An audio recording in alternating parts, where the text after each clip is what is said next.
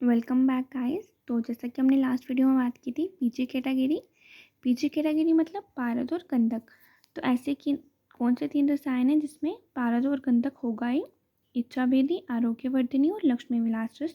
तो पेपर में कुछ और याद आए ना आए, तो इतना याद रखना है कि पारद और गंधक इन तीनों में होगा ही होगा। बट पारद और गंधक ऐसे नहीं लिखना है, इनको शुद्ध पारद और शुद्ध गंधक ही हम यूज़ करते हैं। तो शुद्ध पारद और शुद्ध गंधक लिखना है। अब इन तीनों का जो रेफरेंस है वो हमें मिलता है AFI part 1, AFI part 1 and AFI part 1।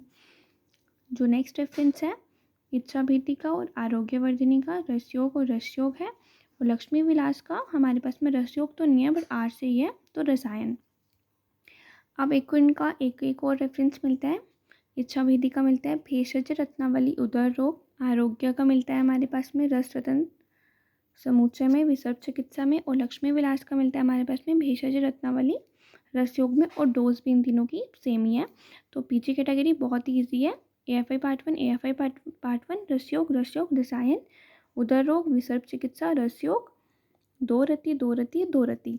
अब जो इसमें हमारे पास में उदर रोग विसर्ग चिकित्सा है, जो हमारे पास में रेफरेंस है, इन्हीं में से हमारे पास में 1-2 इंडिकेशंस निकल जाती है।